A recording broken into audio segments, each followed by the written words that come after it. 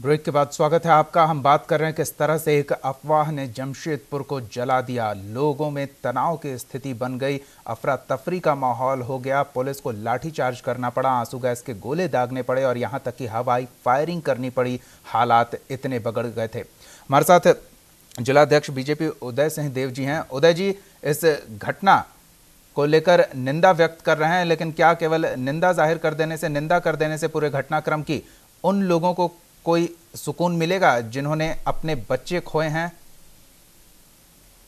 नहीं, ये तो जो घटना घटा है इसका तो भरपाई नहीं किया जा सकता है। जिसकी मृत्यु हुई है उसका तो, उसके परिवार को जो तकलीफ हुई है उसका तो भरपाई नहीं किया जा सकता है। लेकिन हम आपको ये आश्वस्त करना चाहते हैं कि इसमें जो भी दोषी है उसके ऊपर कठोर से कठोर कार्रवाई की जाएगी। पूरा जिला प्रशासन लगा हुआ है, लोगों को चिन्हित किया जा रहा है और जो लोग भी उस पर दोषी हैं उसकी उस पर कड़ी से कड़ी कानूनी कार्रवाई की जाएगी। जी, हम उम्मीद करते हैं कि ऐसा ही हो। मनमोहन जी, क्या काफी है ये बोल देना? मैं बार बार इस बात को पॉइंट कर रहा हूं। हमारे साथ सांसद महोदय भी जुड़े हुए हैं और हमारे साथ जिला अध्यक्ष रायकेला भी जुड़े हुए हैं, प्रदेश महासचिव राजेश ठाकुर कांग्रेस के, वो भी हमारे साथ जुड़े हुए। मैं सबसे एक बात मांग करता हूं, आप सब विपक्ष पक्ष की राजनीति हम जरूर करें, लेकिन इस वक्त अभी हमें ये सोचना है कि जिनके घर में मौत हुई, जिनके घर में मातम है, मैं चाहता हूं कि उनके घर के लिए कुछ किया जाए। ये 2 लाख रुपए उनके लिए कुछ नहीं है। एक मौत का अगर रकम 2 लाख रुपए है तो मैं बोलता हूं दीपक ये बहुत कम है। उनको ऐसे मुआवजे मिलने चाहिए कि उनके परिवार के लालन पालन पोषण के बारे में सोचा जाए, उनकी फैमिली के बारे में सोचे दीपक हम, जिनके घर में ये मौत, एक अफवाह ने 7 लोगों की जान ले ली। तो उन परिवार के बीच में हम जाएं, उन परिवार के बारे में हम सोचें। तो मुझे सांसद महोदय बहुत पावरफुल है, इस वक्त लोकप्रिय भी हैं सबके और सीएम के नजदीक के। मैं चाहता हूं कि कम से कम ये मुआवजे राशि को लेकर कम से कम वो बात करे सीएम से और इस चीज को लेकर के वो सामने आए जनता के, तब लोग सुने। कम से कम ये जो घटना घटित है ये लोगों में क्या है, गुस्सा है, किस बात का गुस्सा है अंदर से कि उन लोगों, निर्दोष लोगों की हत्या जो होती है उस बात को लेकर के अंदर से गुस्सा है कि आखिर मेरे उन परिवारों का क्या होगा, उनको कैसे लोग करेंगे। इस वजह से ये गुस्सा रोड पे उतरा है दीपक। इसलिए मैं चाहूंगा सांसद महोदय इस बात को सीएम से बात करें और इस बात तक उन्हें पहुंचाएं कि हम ये मांग कर रहे हैं। न्यूज इंडिया भी बार बार अपील कर रहा है कि अफवाहों पर ध्यान ना दे, लेकिन हम ये भी मांग कर रहे हैं कि उन परिवारों के बारे में हमें सोचना और उनको सोचने के लिए सांसद महोदय सीएम से बात करके उनकी मुआवजे राशि को बढ़ाएं या उनके लिए कुछ ऐसा करें जो उनके लिए लालन पालन पोषण के लिए हमेशा भरपाई कर सके ये चीज। जी बिल्कुल। विद्युत जी, पुलिसिया कार्रवाई से मौजूदा आक्रोश को तो थाम लिया जाएगा, लेकिन जिन्होंने अपनों को खोया है वो हमेशा आक्रोशित होंगे सरकार की नाकामी पर। जी हाँ, ये बात सही है। ये बहुत ही दुर्भाग्यपूर्ण बात है और जहाँ जहाँ घटना घटी है मैं स्वयं जा रहा हूँ और मैं माननीय मुख्यमंत्री से भी मेरा स्थिति के बारे में बातचीत हुआ है और आपने कहा कि इस परिवार के लिए जितने संभव हो सके हम सभी को मदद, क्योंकि वो जो आदमी चला गया वो भी निर्दोष, कोई दोष नहीं, उसका कोई गुनाह नहीं, उसको इस तरह का घटना उसके साथ घटा तो काफी दुखदायी है। और हम इस संबंध में माननीय मुख्यमंत्री से जरूर बात करेंगे। ये लोग इनोसेंट मारे गए हैं और इस पर हम लोग जो परिवार के लिए और बेहतर कर सकें जरूर उनसे रिक्वेस्ट करेंगे। हम पर्सनल जाके कुछ परिवार की सहायता लेके उसका परिवार को गार्ड को लेके कुछ ऐसा हम लोग भी करें ताकि उनको एहसास ना हो कि आज सरकार है तो मुझे इस तरह का कोई बढ़िया मदद नहीं मिला और जो चीज चला गया उसको भरपाई कोई नहीं कर सकता। लेकिन इससे दुखद घटना के बाद उस परिवार के साथ सारे परिवार हम लोग का खड़े हैं उनके साथ और हम लोग कोशिश करेंगे जो उनके परिवार में आने वाला समय जितना हम लोग मदद कर सकें वो सरकार और हम लोग कुछ सभी मिलकर उसको मदद करने का प्रयास। बिल्कुल सराहनीय पहल हो गई विद्युत जी, लेकिन मैं आपको रोकना चाहूंगा दीपक, मेरी बात सुनिए। सांसद महोदय ने बात बोला कि जैसे कि किसी परिवार के लिए तो हम कुछ भरपाई नहीं कर सकते, लेकिन ये उस जगह पर कम से कम उनके लिए जरूर ये काम कर सकते हैं कि ये सांसद महोदय से एक रिक्वेस्ट है, न्यूज इंडिया एक मांग करता है इनसे कि सीएम के पास कम से कम अपनी मांग को पहुंचाए कि ये बच्चे जिनकी मौत है, निर्दोष लोग, ये खुद बोल रहे कि निर्दोष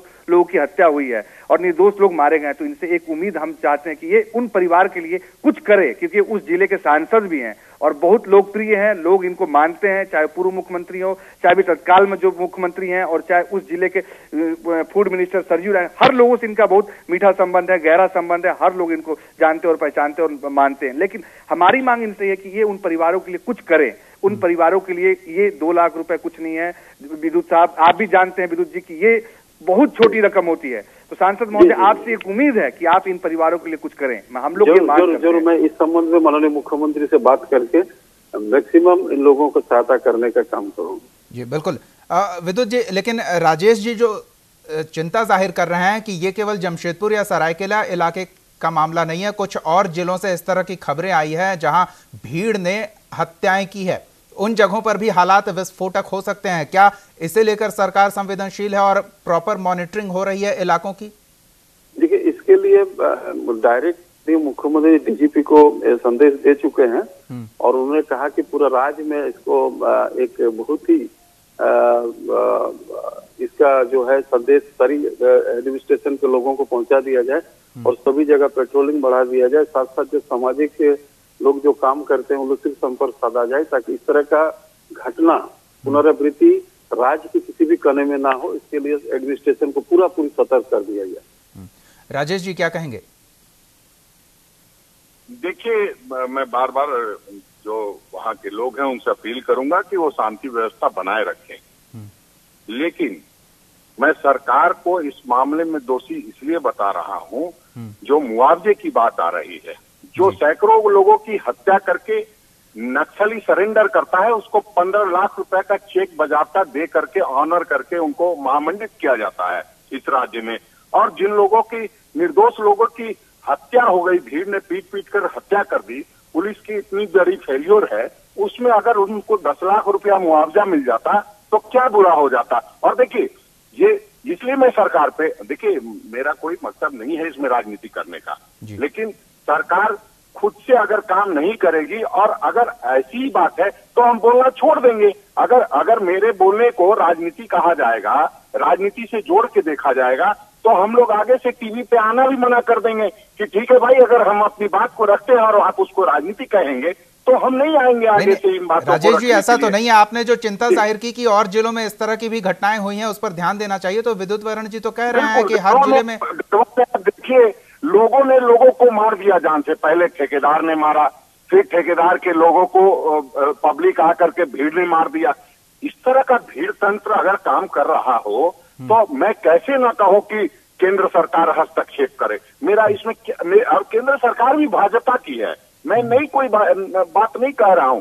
मुझे फिर भी केंद्र सरकार से उम्मीद है कि केंद्र सरकार हस्तक्षेप करेगी और जिन लोगों के साथ घटना घटी है उनके साथ न्याय करेगी। कम से कम जिस तरह से राज्य सरकार ने 2 लाख रुपए की घोषणा की है, सरकार की संवेदनहीनता को दर्शाता है। आप जो हमारे भाजपा के सांसद हैं सचमुच में संवेदनशील दिखाई दे रहे हैं, वो राजनीति नहीं कर रहे हैं, मैं दावे के साथ कह सकता हूं। लेकिन मुझे लगता है कि उनको मुख्यमंत्री जी से पर्सनली मिल करके सलाह देना चाहिए कि 2 लाख रुपया का मुआवजा काफी कम है, 10 लाख रुपए का मुआवजा दिया जाए और ऐसी घटना की पुनरावृत्ति नहीं हो। उसके लिए पुलिस प्रशासन में क्या फेरबदल किया जाए। पुलिस इकबाल पे चलती है, पुलिस खुफिया सूत्रों पे चलती है, पुलिस का जनता से संपर्क अगर अच्छा होगा तो कतई ऐसी घटना नहीं घटेगी। 8 दिनों से ये अफवाह का दौर चल रहा था और उसको पुलिस काबू नहीं कर सकी, तो ये प्रशासन का फेल्योर माना जाएगा। कहीं न कहीं जनप्रतिनिधियों का भी नाता जो है जनता से टूट चुका है। अगर जनता से नाता होता और जनप्रतिनिधि जनता का फोन उठाते तो इस तरह की अफवाहों पे 3 दिन पहले रोक लग जाती, इतनी बड़ी घटना सामने नहीं आती। ये एक महत्वपूर्ण मामला है। शायद प्रशासनिक महकमा इन खबरों की गंभीरता और उनसे जुड़े लोगों को चिन्हित करने में कहीं चूक गया है, जिसकी वजह से हालात इतने बिगड़ गए। विद्युत वरण जी, क्या वाकई कहीं चूक हुई है? किस स्तर पर लगता है कि ये चूक हुई है? क्योंकि काफी दिनों से, वाकई ये सही बात है, काफी दिनों से इस तरह की अफवाहें उड़ रही थी और इन्हें कहीं ना कहीं हल्के में लिया गया, जिसकी वजह से भीड़ को ये मौका मिला कि वो उन्मादी में तब्दील हो जाए। हेलो जी, विद्युत वरण जी बोला जाए। कहीं चूक हुई है सूचनाओं के विश्लेषण में प्रशासनिक स्तर पर? जो है इतनी रफ्तार से इस चीज को फैल गया और खास करके जो शहरी लड़का लोग सवेरे अपने अपने धंधे के लिए सुदूर देहात को जाते हैं, उसमें भाषा का भी प्रॉब्लम हुआ कहीं के, जैसे हम लोग को पता चला, वो समझ नहीं पाए। जब नहीं समझे भीड़ इकट्ठा हो गया, उसी में ऐसा हो तो कहीं ना कहीं चूक हुआ है।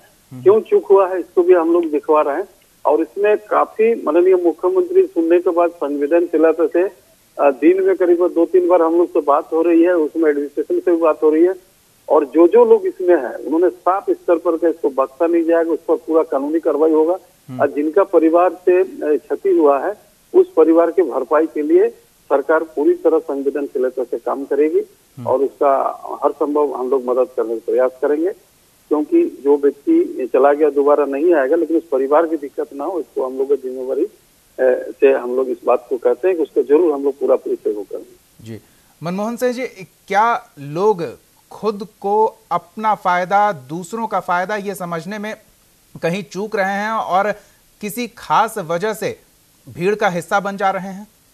देखिए दीपक, सबसे पहले तो ये बात बता दो, अफवाह एक ऐसी चीज होती है कि भीड़ अपने आप अपने लोगों को अपने तरफ आकर्षित करती है, और अफवाह एक बार अगर हो जाए ना कि यहाँ पर कुछ हो रहा है और लोग ये बात बोलते कि ये हल्ला करे जोर से, हो कि इस तरह से अफवाह को फैलाए, और अफवाह फैलते फैलते इस तरह फैल जाए तो भीड़ का तंत्र ऐसा तंत्र होता है कि वो कहीं भी घुस सकती है। मैं राजेश जी के बात से एकदम सहमत हूँ। राजेश जी ने जो बात कहा कि इसमें प्रशासन की बहुत बड़ी चूक है, प्रशासन की चूक है दीपक। अगर प्रशासन की चूक नहीं होती तो ये घटना नहीं होती। क्यों? क्योंकि ये घटना अभी से नहीं दीपक, ये घटना पिछले 3 महीने से हो रही है। बच्चा चोर का मामला, आप इस बात को गौर करें दीपक, हम कंटिन्यू चला रहे हैं और हम दिखा भी रहे हैं लोगों को। हमने ये चीज दिखाया कि कब कितने तारीख को घटना घटित हुई।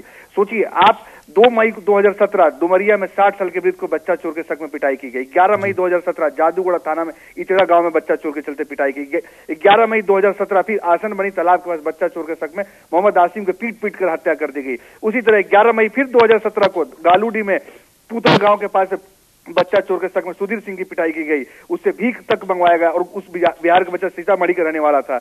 12 मई 2017 को भी जादूगढ़ के यूसील बराज के पास बच्चा चोर के शक में जॉन एंथोनी की पिटाई की गई, वो बच गया बेचारा। इसी तरह फिर 12 मई 2017 गालूडी 2017 में बड़कुसी पंचायत के घुटिया गांव में बच्चा चोर के शक में अज्ञात युवक की पिटाई की गई, वो भी बच गया, वो भी बेचारा।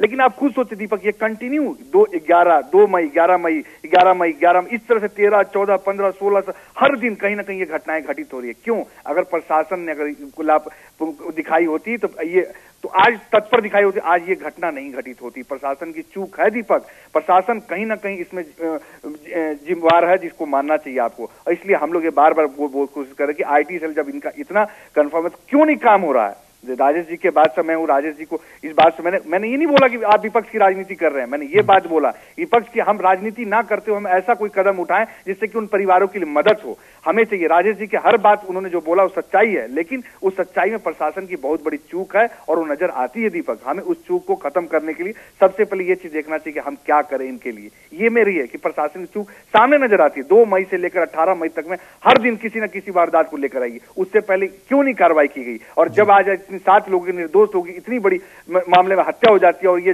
2 समुदाय के लोग आपस में भिड़ते हैं, इसमें प्रशासन की चूक नहीं कहेंगे तो क्या कहेंगे दीपक? बिल्कुल, प्रशासनिक चूक के साथ ही ये सत्ताधारी दल के रेपुटेशन के लिए भी खतरनाक स्थिति है।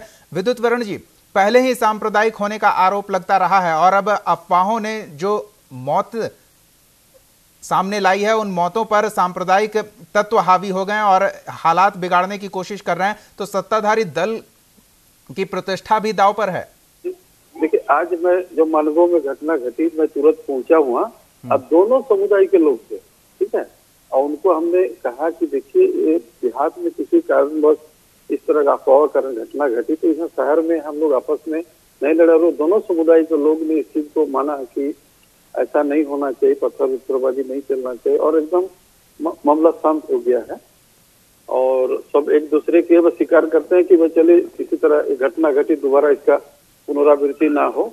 और मैं दोनों ही ये तो मिल के सबको शांति बना के अपील किया और बात लोगों ने माना। और अभी एडमिनिस्ट्रेशन भी पूरा कड़ा रूप अख्तियार किया हुआ है, एकदम नॉर्मल है, लोग का आना जाना सब कुछ सामान्य हो गया है और ठीक चल रहा है। और पुलिस अपना कार्रवाई के लिए वो अपने पूरी जोर लगा चुका है कि जो भी इसमें दोषी है इस पर गिरफ्तारी होगी, इस पर कार्रवाई होगी।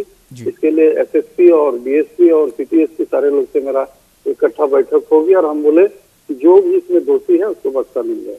बिल्कुल। विद्युत वरुण महतो जी, जिस तरह से आरोप लगते रहे हैं पार्टी पर, बीजेपी पर, कि वो सांप्रदायिक पार्टी है, सांप्रदायिक गतिविधियों में संलिप्त रहती है, क्या ये भी एक वजह हो सकती है कि बीजेपी की जो छवि खराब हो रही है उसकी वजह से उपद्रवियों को, उन्मादियों को एक मौका मिल जाता है भीड़ को आसानी से बहकाने का?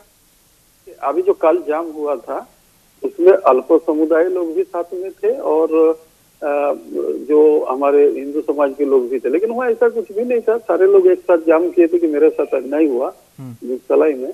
उसमें एक माइनॉरिटी का था और एक हिंदू लड़का था, दोनों ही था।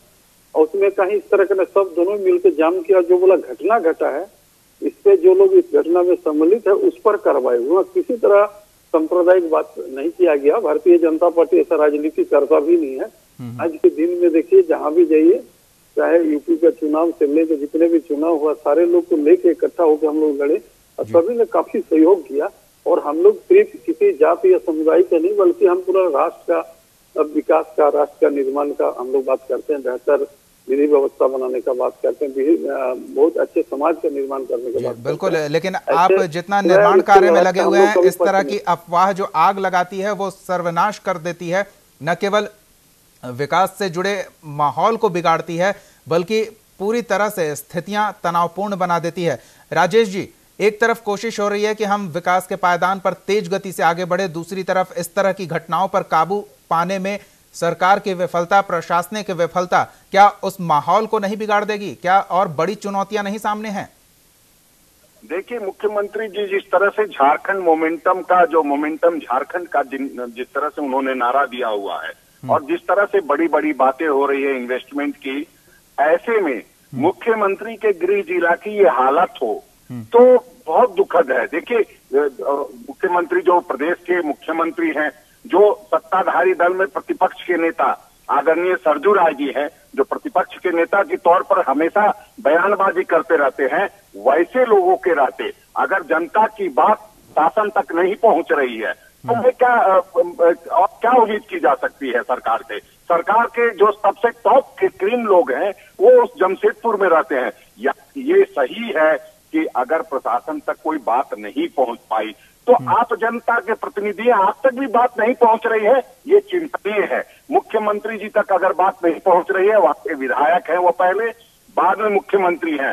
सरजू राय जी वहां के पहले विधायक हैं, बाद में खाद्य आपूर्ति मंत्री हैं। अगर इन लोगों तक भी बात नहीं पहुंच पा रही है तो जनता कहां जाएगी? जनता किसके पास गुहार लगाएगी? मुख्यमंत्री जी का जिला अगर सुरक्षित नहीं है तो बाकी जिलों की हम बात भी नहीं कर सकते हैं। देखिए, आप ग्लोबल इन्वेस्टमेंट और कानून का राज चलेगा इस राज्य में लगातार बोलते रहते हैं। या यहाँ के जो डीजीपी महोदय हैं और चाईबासा में उस दिन बैठक कर रहे थे, कानून का राज चलेगा, नक्सल 2017 में खत्म हो जाएगा और सामने में बैंक लूट लिया गया। तो ये सरकार के कामकाज का कहीं न कहीं आईना दिखा रहे हैं अपराधी कि आप क्या काम कर रहे हो। अपराधी आपको बराबर आईना दिखाते रहते हैं इस तरह की घटनाओं को अंजाम दे करके। सरकार को इन मामलों को संजीदगी से लेना चाहिए था। आपके जैसे मनमोहन जी बता रहे थे कि पिछले 3 महीने से चल रहा था ये मामला। पिछले 3 महीने से चलने के बावजूद अगर मुख्यमंत्री जी तक ये बात नहीं पहुंच पाई तो इसका मतलब कि मुख्यमंत्री जी और आदरणीय मंत्री जी जनता से बिल्कुल बुरी तरह से दूर हो चुके हैं और जनता से उनका कोई लेना देना नहीं रहा है। जनता अपना अगर उनको समझती तो उनको जरूर खबर करती। कहीं ना कहीं अहंकार इस सरकार पर भारी है। सरकार हमेशा हाईकोर्ट की फटकार पर चल रही है। सरकार को निवेदन करना पड़ रहा है हाईकोर्ट में जाकर के कि मीडिया पर रोक लगाए। अरे आप मीडिया पे रोक लगा रहे हैं। जो मीडिया इन बातों को आज पूरे राष्ट्रीय स्तर पर आपके चैनल के माध्यम से लोगों को जानकारी मिल रही है कि किस तरह की घटनाएं हो रही है, ऐसे मीडिया पर अभी पिछले दिनों सरकार ने गुहार लगाई थी इसमें हाईकोर्ट में कि भाई इन पर रोक लगा दिया जाए। दुखद है। देखिए, मैं कोई राजनीतिक दल के महासचिव होने के कारण इन बातों को नहीं कह रहा हूं। मैं एक आप आम जनता की हैसियत से भी यही कहूंगा, एक बुद्धिजीवी होने की हैसियत से कहूंगा कि आदरणीय मुख्यमंत्री जी ध्यान दीजिए। और मैं जमशेदपुर की जनता, मामला काफी गंभीर दिख रहा है मनमोहन जी। लोगों से समस्या केवल मौजूदा वक्त में नहीं दिख रही है। हम एक बार फिर अपील कर रहे हैं इन खबरों को दिखाने के साथ साथ कि लोग संयम बरतें, अफवाहों का शिकार ना हो और अगर इस तरह की कोई भी सूचना उन्हें लगती है जो अव्यवस्था का कारण बन सकती है तो तुरंत पुलिस को उसकी जानकारी दें। लेकिन मनमोहन जी, सरकार के लिए ये त्वरित चुनौती तो है कि इस तरह की अफवाहों पर रोक लगाई जाए, लेकिन अगर ये खबरें और फैलती है तो हालात खराब हो सकते हैं। क्योंकि मुख्यमंत्री निवेशकों को आकर्षित करने की कोशिश कर रहे हैं। अगर तनावपूर्ण हालात की खबरें बाहर जाती है तो स्थितियां और बिगड़ सकती है।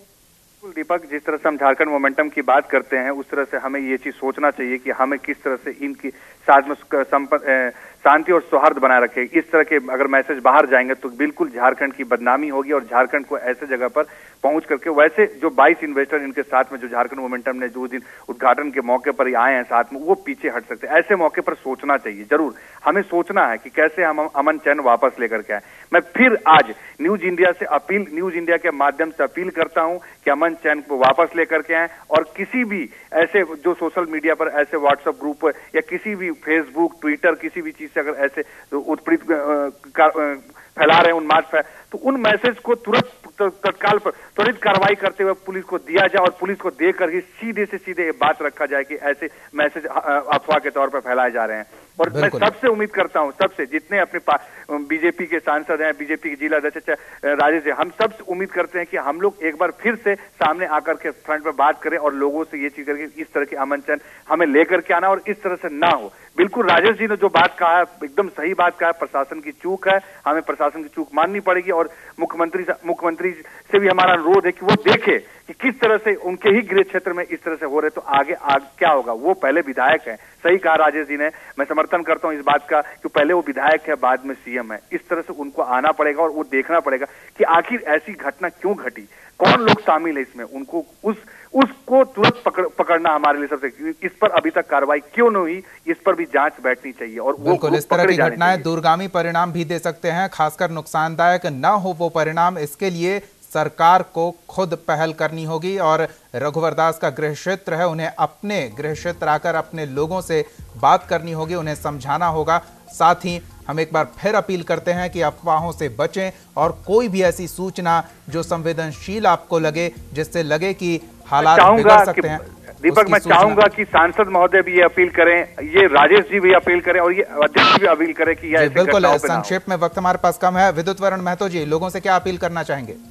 मैं यही अपील करना चाहता हूँ, जमशेदपुर ऐसी शांत इलाका है, लेकिन मैं सारे लोगों से ये अपील करना चाहता हूँ और मैंने बार बार हर जगह अभी लगातार 3 दिन से ही अपील कर रहा हूँ, ऐसा कहीं भी घटना ना कहीं थाना में इसका अंकित किया गया, रिपोर्ट किया गया कि इस तरह का घटना घटी है, किसी के साथ घटी है। जब ऐसा नहीं है तो किसी तरह अफवाह में मत जाइए। अगर कहीं आप लोग इस तरह का सुनते हैं तो लोकल थाना पे या सीधे हम लोग को संपर्क कर सकते हैं, ताकि हम लोग जाके सारी चीज को उनके सामने जो मन में खटे उसको पूरा साफ कर सके, ताकि इस तरह का घटना पुनरावृत्ति जमशेदपुर में ना हो। आम लोगों से, सभी दलों से, सभी राजनीतिक सामाजिक संगठन से मैं अपील करना चाहता हूँ, इस घड़ी में सभी मिलकर यहाँ पहले की जैसे सामान्य स्थिति बनाने के लिए सभी प्रयास करें। और हम भी यही आम जनता से अपील करता है, किसी तरह की अफवाह में मत जाएं और अमन और शांति से सब लोग रहें। जी राजेश जी, आप क्या अपील करेंगे?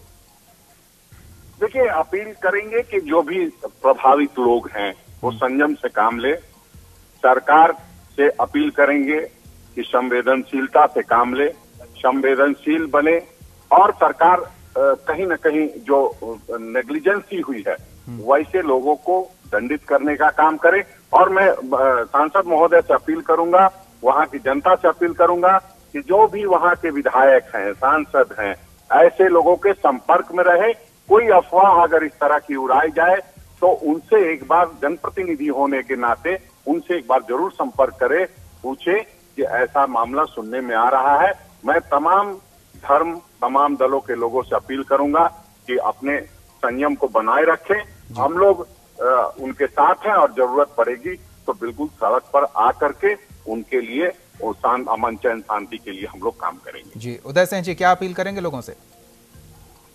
हम तो लोगों से ये अपील करेंगे कि इस तरह के अफवाहों को ध्यान में नहीं रखना चाहिए और आपसी सौहार्द का वातावरण बरकरार रखनी चाहिए। और मैं एक विपक्ष से भी अपील करूंगा कि इसको राजनीतिक नहीं कर हम लोग एक साथ बिल्कुल सबको एक साथ आना चाहिए ताकि हालात जल्द काबू में हो और लोग एक बार फिर पहले के जैसा जीवन यापन करने में जुट जाएं और अपने बाजार और दुकानों में पहुंचे। बहुत बहुत धन्यवाद। आप अपील करने का स्वागत करते हैं, लेकिन हम लोग, मैं जाते जाते भी ये बात जरूर कहना चाहूंगा सांसद महोदय को एक बार जरूर सीएम साहब से जरूर बात करें, इस परिवार के बारे में जो 7 लोग निर्दोष लोगों की मौत हुई है, उन परिवारों के बारे में जरूर सोच करके आप एक बार जरूर सीएम से बात करें। मेरा आखिरी निवेदन है उनसे। जी बहुत बहुत धन्यवाद आर.के. मलिक जी, विद्युत वरुण महतो जी, मनमोहन सिंह राजपूत जी, राजेश ठाकुर जी और उदय सिंह देव जी इस चर्चा में शामिल होने के लिए। फिलहाल प्राइम टाइम डिबेट में इतना ही। आप देखते रहिए न्यूज़ इंडिया।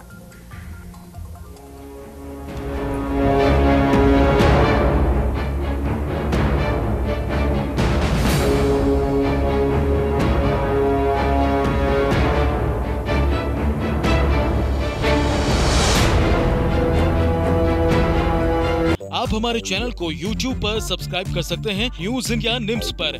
इसके अलावा आप ट्विटर पर भी हमें न्यूज इंडिया 17 पर फॉलो कर सकते हैं। फेसबुक पर आप newsindia.nimsUnai पर हमें लाइक कर सकते हैं।